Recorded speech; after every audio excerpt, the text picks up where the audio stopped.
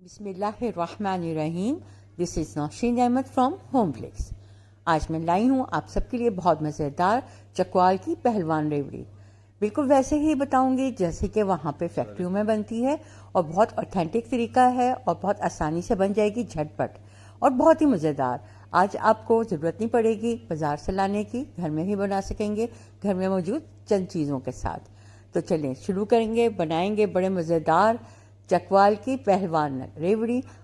बहुत भी शुरू करने से पहले आपसे एक रिक्वेस्ट है कि अगर आप मेरे चैनल पे नए हैं तो मेरे चैनल को सब्सक्राइब कीजिए, वीडियो पसंद आए तो उसको लाइक कीजिए और अपने प्यारों में शेयर कीजिए और मेरे साथ जुड़े रहें। आपको बहुत अच्छी अच्छी सी रेसिपीज मिलेंगी। चलें तो शुरू करते हैं अपनी रेवड़ी जी। तो आज बना रहे हैं हम वो रेवड़ी जो आप अक्सर बाजार से लेके खाते हैं और जो कि मशहूर है चकवाल की रेवड़ी।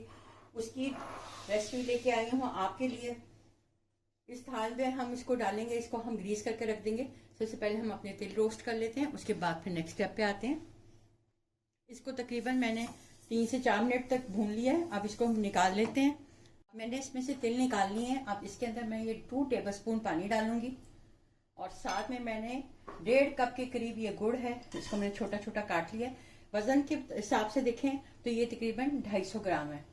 1 पाव के करीब ये गुड़ है। इसको हम हल्की आंच पे भूनेंगे, हल्की आंच पे पकाएंगे कि इसकी अच्छी सी चाश बन जाए।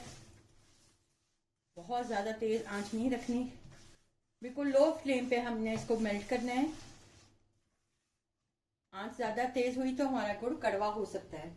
हमने इसको बिल्कुल लो फ्लेम पे पकाना है। इसको तकरीबन 4 से 5 मिनट तक पकाएंगे, फिर मैं आपको दिखाती हूँ। जितनी है हमारा गुड़ मेल्ट हो रहा है उतनी देर हम अपनी थाल को ग्रीस कर लेते हैं। इसको ग्रीस करना बहुत जरूरी है। थाल को ग्रीस करके रख लेंगे। जैसे चाश बन जाएगी हमारी, फौरन से हमने इसके अंदर डालनी है। अब हम चाश की तरफ आते हैं, आपको दिखाते हैं। ये पक रही है आहिस्ता आहिस्ता। गुड़ का हमने छोटे छोटे पीस किए थे, इसलिए ये आसानी से मेल्ट हो रहा है। और जो बड़ा पीस है बस वही थोड़ा टाइम लेगा, बाकी ये आहिस्ता आहिस्ता जल्दी से मेल्ट हो जाएगा।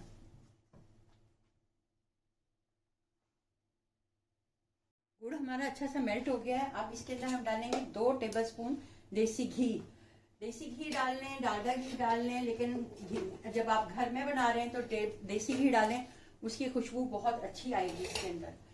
अब इसको हमने इतना पकाना है कि इसकी चाश बन जाए। घी डालने के बाद इसको हम इतना पकाएंगे कि इसकी अच्छी सी चाश बन जाए। और मैं आपको बताऊंगी कि कैसे पता लगेगा कि हमारी चाश रेडी है, मैं आपको सारा दिखाऊंगी। अभी हम इसको पकाएंगे तकरीबन 3 से 4 मिनट, जब तक कि हमारी ये अच्छी सी चाश बन जाए। अभी इसमें लिक्विड है, ये देखें। हमें एक तार की चाश चाहिए जो कि जिसकी वजह से रेवड़ी की तरह ये कड़क हो जाए। उसको देखने का तरीका, समझने का तरीका भी मैं आपको दिखाऊंगी। इसको चेक करने का तरीका ये है कि हम इसको, मुझे तकरीबन 3 से 4 मिनट हो गए पकाते हुए, बस जरा सी कसर रह गई होगी। इसको ऐसे हमने उठाना है और इसमें पानी में डालना है और इसमें से निकालेंगे। ये देखें, मैं आपको दिखाती हूँ। ये अभी कड़क नहीं हुई, कड़क होनी चाहिए, ये इस तरह नरम नहीं होनी चाहिए। इसको हम थोड़ा सा और पकाएंगे जब तक कि ये थोड़ी कड़क हो जाए। इसको हमने कड़क करना है।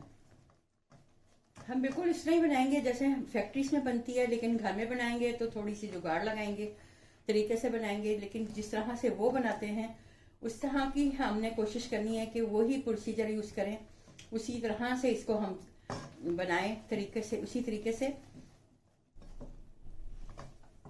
इसको हम थोड़ा सा और पकाएंगे जब तक हमारी ये चाश बिल्कुल कड़क हो जाए। एक तार की चाश चाहिए हमें। अगर हम इसको छोड़ देंगे तो पूरी चाश का टेस्ट जो है वो खराब हो जाएगा, कड़वा कड़वा सा और बड़ा खराब सा आएगा टेस्ट। तो इस टाइम पे बहुत एहतियात करनी है, इसको बिल्कुल भी नहीं छोड़ के इधर उधर होना, बस हिलाते रहेंगे। थोड़ी देर में बस होने वाली है, 1 आध मिनट और पकेगा और ये तकरीबन हो जाएगी। ये तमाम प्रोसीजर हमने बहुत लो हीट पे करना है, चूल्हा बिल्कुल भी तेज नहीं करना, पेशेंस रखनी है, सब्र के साथ काम करना है। ये वाला बिल्कुल भी आग को तेज नहीं करना। इससे भी अंदाज़ा हो जाएगा आपको कि एक तार की चाश बन गई है कि नहीं। अब दोबारा चेक कर लेते हैं।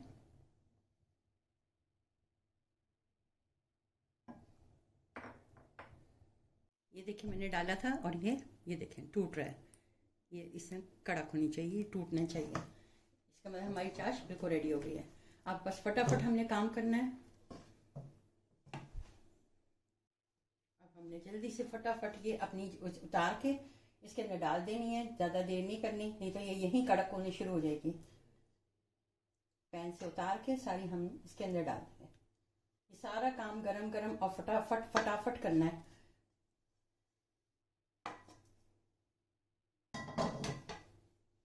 ये देखें साथ साथ ये कड़क होनी शुरू हो गई है। इसको हम फैला देंगे ताकि ये ठंडी हो जाए जल्दी।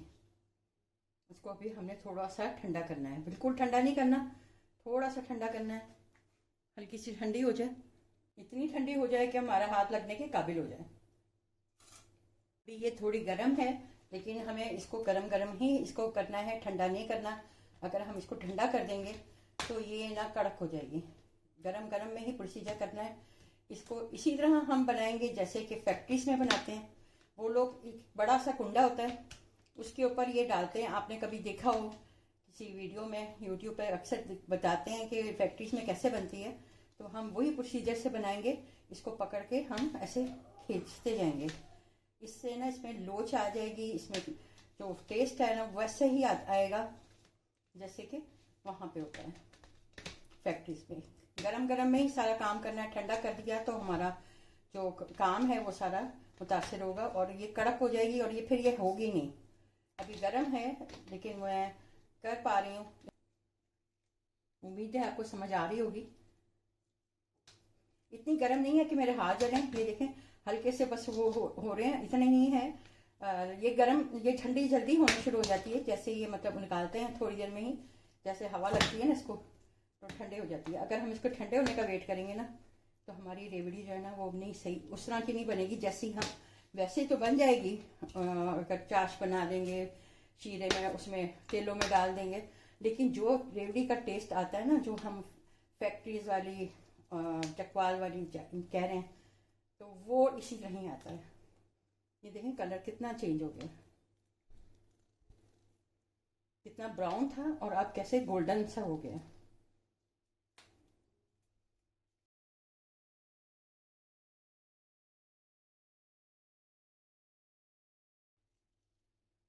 कोई ऑथेंटिक तरीका रेवड़ी बनाने का आपके लिए लेके आई हूँ।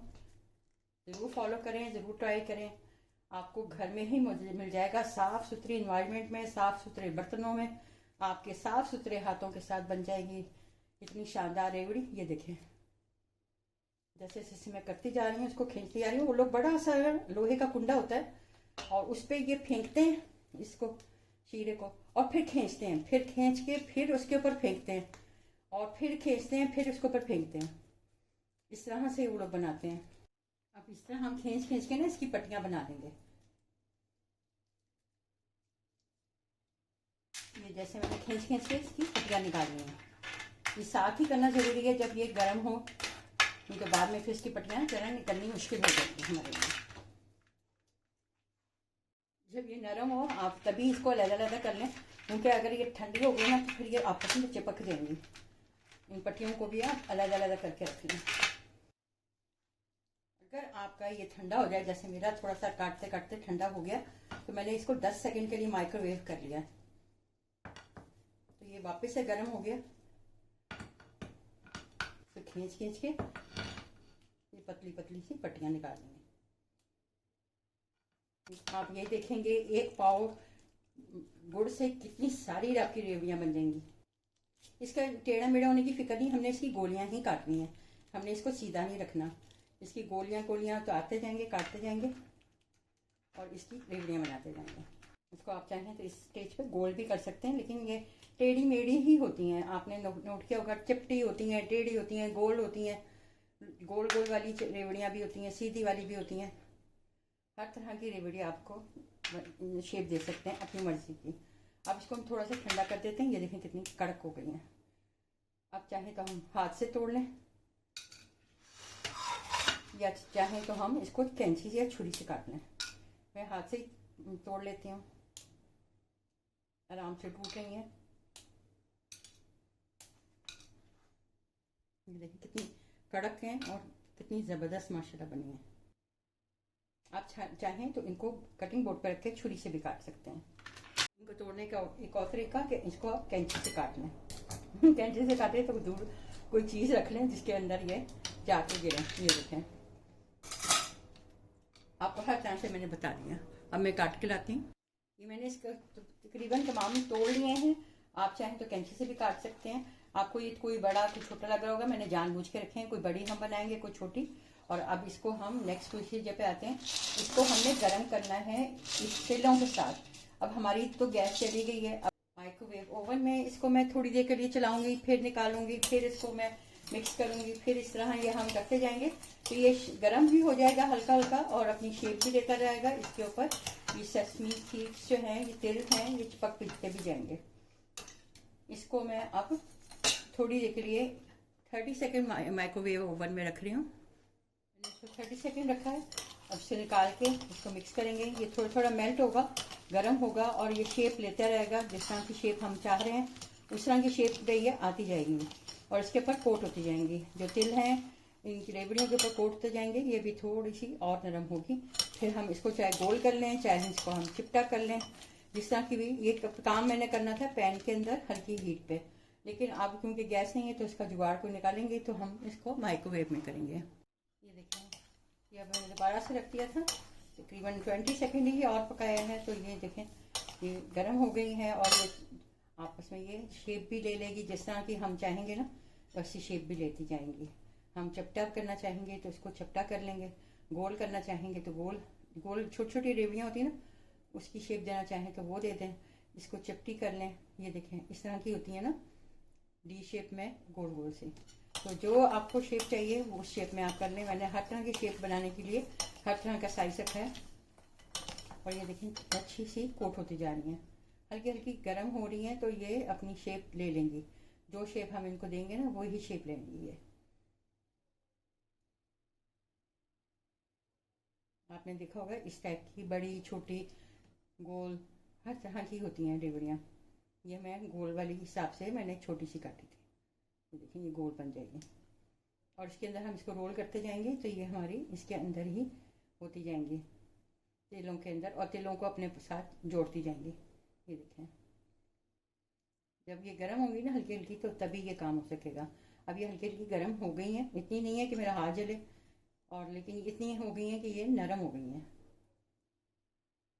हमारी वीडियो बहुत लंबी हो जाएगी। मैं ये सबकी शेप्स बना के तो आपको दिखाती हूँ। आपको मैंने दिखा दिया कि मैंने इस तरह की जो होती हैं उनको हम इस तरह से चिपटा कर लें तो ये वो शेप बन जाएगी जैसे हम लेते हैं ओवल शेप की। ठीक है, ये गर्म करने से थोड़ी सी सॉफ्ट हो रही हैं और उसके अंदर तिल जा रहे हैं। और जो आपको शेप देनी है वो शेप दे लें अपनी मर्जी की। और ये जैसे जब गर्म है ना, तो ये अपने अंदर बहुत सारे तिल ले लेंगी। और जब तिल इनके अंदर आ जाएंगे ना, तो ये फिर बहुत सॉफ्ट और खस्ता सी और बहुत मज़े की बन जाएंगी। जैसे मैंने अभी आपको दिखाया ना, बगैर तिलों के, कम तिलों के साथ और ज़्यादा तिलों के साथ। तिल ज़्यादा होंगे तो उतनी ही ज़्यादा ये मज़ेदार और खस्ता बनेंगी। अगर आपके पास गैस हो, मैं जैसे मेरे पास गैस नहीं है, मुझे माइक्रोवेव में करनी पड़ी है। अगर गैस हो तो 2 मिनट तक आपने गैस पे इसको गर्म करना है। ये गर्म होंगी तो थोड़ी सी ना अपनी शेप लेती जाएंगी और अपने अंदर ये थोड़ा थोड़ा तिल को लेती जाएंगी। इसको हमने गर्म करना है। एक्चुअली मैं माइक्रोवेव में भी इनको गर्म ही कर रही हूँ। ना तो ये दांतों में चिपकेंगी और ना ही ये सख्त हार्ड होंगी कि आपके दांत टूटें, अगर ये आपने तिलों में इस तरह से कोट की। तो अगर वैसे ही रख दी तो फिर ये आपको तंग कर सकती हैं। ये स्टेज बहुत ज़रूरी है। इसके साथ इसको आपने फॉलो करना है स्टेज को। अगर आपने मिस कर दिया ना, फिर आप मुझे कहेंगे कि आपकी रेवड़ी जो है ना वो सख्त हो गई हैं। तो ये सख्त नहीं होंगी अगर आप ये स्टेप जो है ना वो ज़रूर करेंगे। ये स्पेशल स्टेप है।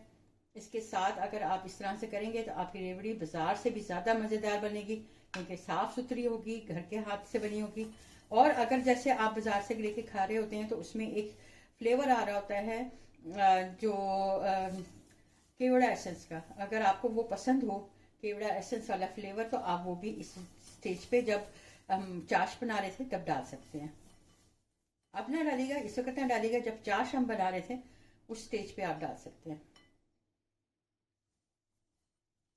बस ध्यान रखना पड़ेगा कि बहुत जल्दी का स्टेज होती है और फटाफट फटाफट काम करना होता है, तो उस वक्त आपने डिले नहीं करना। ये देखें, ये उतर गई है और ये इसके साथ है, और इसको तिलों में हमने अच्छी तरह से कोट करना है। हाथों से ऐसे दबा दबा के करेंगे तो तिल इसके अंदर चले जाएंगे, क्योंकि ये अभी सॉफ्ट है। इस तरह मैं तमाम करके आपको मैंने तरीका बता दिया है, आपको इस तरीके को फॉलो करना है कि इस तरह से इसको हमने करना है गर्म कर करके, ताकि इसके अंदर थोड़ी सी तिल चले जाए, ताकि हमारी रेवड़ी मज़ेदार बन जाए। इसको मैंने माइक्रोवेव में गर्म कर जा रही हूँ और मिक्स करती जा रही हूँ, और ये इतनी अच्छी इतने मज़े की हो रही हूँ कि इसके अंदर जो गर्म करने से और मिक्स करने से इसके अंदर तिल जा रहे हैं ना, वो इसको खस्ता बना रहे हैं। ये आपको मैं दिखाती हूँ कितनी कड़क और कितनी खस्ता है, ये देखें। और ये मैंने ज़्यादा तिल लगाए हैं, तो ये देखें बहुत सख्त नहीं है, ना आपके दांतों में फंसेंगी और ना ही आपको ये तंग करेंगी। नहीं, देखें तिल मैंने इसके अंदर कोट किए हैं, गर्म किए हैं, तो ये कितने मज़े की हो गई है और टेस्ट भी बहुत आला, ये देखें। और ये अभी करने वाली है, तो ये देखें ये कड़क है। ये कड़क इसकी ठीक हो जाएगी जब ये इसको आप माइक्रोवेव में डालेंगे और इस तरह से तिलों के अंदर कोट करते जाएंगे। जब तिल इसके अंदर चले जाएंगे ना, थोड़े थोड़े उसके साथ मिक्स हो जाएंगे, तो ये फिर बहुत मज़े के हो जाएंगे। ये जो रेडी है हमारी मज़ेदार रेवड़ी, ज़रूर ट्राई कीजिएगा, आपको बहुत पसंद आएगी। प्रोसीजर आपको लंबा लग रहा होगा, लेकिन ये बहुत आसान है, जब करने लगेंगे तो फटाफट हो जाएगा। अगर आपको मेरी ये रेसिपी पसंद आ रही है, मेरे चैनल को सब्सक्राइब कीजिए, वीडियो को लाइक कीजिए, शेयर कीजिए।